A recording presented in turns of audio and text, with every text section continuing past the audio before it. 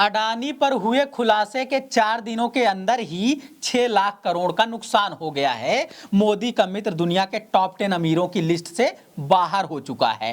Tax देने में तो टॉप 10 में था ही नहीं ये पूंजीपति, अब अमीरी में भी टॉप 10 से बाहर हो गया है। मगर खबर सिर्फ इतनी नहीं है, असल खबर है कि इस वजह से देश को भारी नुकसान हो रहा है। भारत दुनिया की टॉप 5 मार्केट से बाहर हो चुका है। गौतम अडानी टीवी और अखबारों में विज्ञापन देकर कह रहे हैं कि भारतीयों पर अंग्रेजों ने हमला किया है, मतलब अडानी ने खुद को ही पूरा इंडिया मान लिया है। अब असल सवाल यह है कि देश को नुकसान पहुंचाने का जिम्मेदार किसे माना जाए, जिसने रिपोर्ट में सब कुछ खुलासा किया है या फिर जिसने झूठ और फ्रॉड के दम पर साम्राज्य खड़ा किया है, या असल जिम्मेदार उस कथित गरीब के बेटे को माना जाए जिसने LIC और SBI जैसी पब्लिक प्रॉपर्टी को इस संदिग्ध पूंजीपति के नाम किया है। लाखों लोगों के हजारों करोड़ रुपए का क्या होगा, उनके घर परिवार का आर्थिक भविष्य क्या होगा, इस सवाल को आम कर दिया है। इस बीच गोदी मीडिया ने एक बेहतर समाधान निकाल लिया है, असली जिम्मेदार को ढूंढ निकाला है।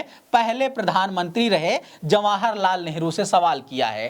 टाइम्स नाउ नव भारत नाम के न्यूज चैनल में इस कथित पत्रकार ने एक शो किया है, पाठशाला में इतिहास पढ़ाते हुए सवाल किया है। 66 साल पहले LIC को नुकसान किसकी वजह से हो रहा था बताते हुए नेहरू पर सवाल उठा रहा है। किसकी वजह से LIC की वो दशा हुई थी, उस उद्योगपति को भी जिम्मेदार बता रहा है। अभी मोदी राज में सब कुछ अच्छा हो रहा है ये भी बता रहा है, और अडानी की वजह से LIC को फायदा होता हुआ कुछ ऐसा बता रहा है। इस देश में मीडिया किसके लिए काम कर रहा है और किसके खिलाफ काम कर रहा है, इस बात को बिल्कुल साफ साफ दिखा रहा है। नमस्कार, मैं समर राज बोलता हिंदुस्तान में आपका स्वागत है।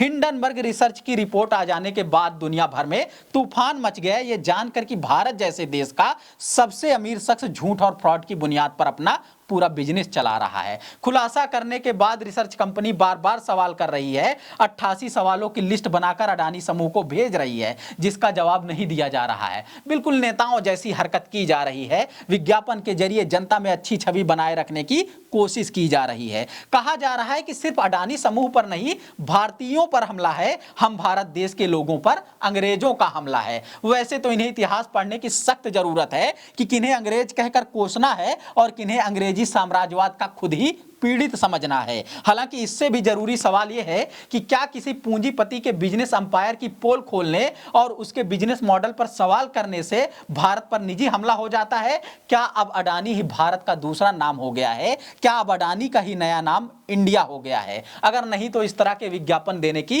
हिम्मत कैसे हुई? अगर नहीं तो फिर इस तरह के दावे करने की हिम्मत कैसे हुई? जब पोल खुल रही है, जब नुकसान हो रहा है, तब अडानी पर हमला भारत पर हमला हो जा रहा है। जब भारत बंद था, जब भारत ऑक्सीजन बिना तड़प रहा था, जब भारत भुखमरी बेरोजगारी के साथ साथ स्वास्थ्य जरूरतों के लिए जूझ रहा था, तब ये पूंजीपति दिन रात मुनाफे कमा रहा था, अनैतिक फायदे उठा रहा था। भारत बेरोजगारी में 45 साल का रिकॉर्ड तोड़ रहा था और अडानी तेजी से अमीर हो रहा था। भारत भुखमरी के सारे रिकॉर्ड तोड़ रहा था और अडानी अपनी तिजोरी भरते जा रहा था। भारत का एक बड़ा हिस्सा गरीब होता जा रहा था और ये शख्स दुनिया के सबसे अमीर लोगों में जगह बना रहा था। जब भारत में अति गरीबों की संख्या 5.5 करोड़ बढ़ गई, तब इसकी संपत्ति लाखों करोड़ बढ़ती जा रही थी। जब भारत सारे मानवीय सूचकांकों और सुविधाओं में दुनिया भर में बदनाम हो रहा था, तब अडानी दुनिया का दूसरा सबसे अमीर शख्स बन गया था। इसलिए अडानी इंडिया तो नहीं है, अडानी से सवाल इस देश से सवाल नहीं है, अडानी का पतन इस देश का पतन नहीं है, बल्कि हिंडनबर्ग की तरफ से तो यह बयान जारी किया गया और कहा गया कि हम भारत की बेहतरी के लिए कामना करते हैं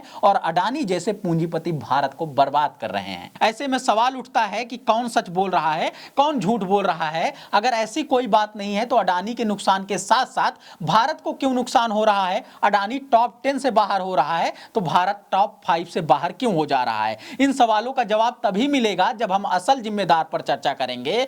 अडानी के मित्र हैं नरेंद्र मोदी, उनके गुजरात और केंद्र की सरकार पर चर्चा करेंगे, जिन्होंने इस देश की तमाम संपत्तियों को अडानी से ऐसे जोड़ दिया है कि ना चाहते हुए भी देश अडानी से जुड़ गया है। LIC और SBI में करोड़ों आम आदमी का पैसा लगा हुआ है। क्या उनकी संपत्ति अडानी को सौंपते समय इस सरकार ने कोई राय मशविरा किया था? देश की संसद हो या फिर किसी भी राज्य की कोई विधानसभा, क्या जनता के किन्हीं भी प्रतिनिधियों का कोई वोट या मत लिया था? नहीं। बस खुद ही दो चार लोगों ने फैसला कर लिया और हजारों करोड़ का निवेश अडानी के नाम कर दिया। ऐसे में रिपोर्ट आई तो कहा जा रहा था कि पूरे मामले पर मोदी सरकार क्यों चुप्पी साधे हुए है, उसे आकर जवाब देना चाहिए और चुप जो है इस देश की गोदी मीडिया, उसे भी आगे आकर सवाल करना चाहिए। मगर मीडिया की हालत बद से बदतर हो चुकी है। देखिए, सवाल कर भी रहा है तो किससे कर रहा है? एंकर की भाषा ना सुनिए तभी बेहतर है, क्योंकि मोदी और अडानी पर सवाल करने से उसकी भावनाएं आहत हो जा रही हैं। इतनी आहत हो जा रही हैं, इतनी आहत हो जा रही हैं कि पाठशाला में इतिहास पढ़ा रहा है और एलआईसी की बर्बादी के लिए नेहरू को जिम्मेदार ठहरा रहा है। सोचिए 66 साल पहले क्या हुआ था।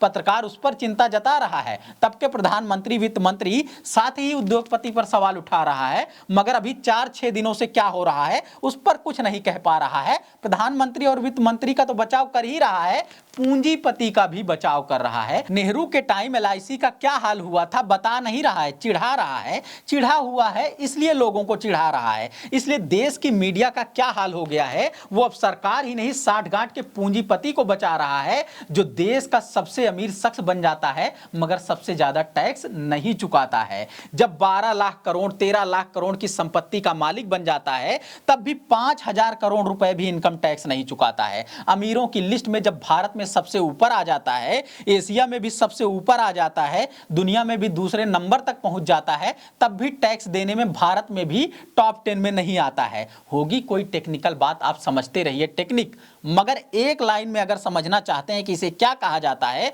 तो जान लीजिए यही आर्थिक मॉडल गुजरात मॉडल कहलाता है, जहां अमीर आदमी दिनों दिन अमीर होता जाता है, जहां सरकार से साठगांठ करके ही व्यापार चलाया जाता है, जहां पूंजीपति के हितों को सबसे ऊपर रखा जाता है, जहां मामूली टैक्स चुकाया जाता है और 100 तरीके से टैक्स बचाया जाता है। जब आती है मुसीबत उसके पूंजी और व्यापार पर तो तुरंत ही राष्ट्रवादी बन जाता है, खुद पर किए गए सवालों का जवाब नहीं देता है और उसे ही भारत पर हमला बताता है। जब भारत बुरे हाल में होता है तब खुद तरक्की करता जाता है, जब भारत सबसे ज्यादा बुरे हाल में होता है तब भारत का सबसे अमीर शख्स बन जाता है।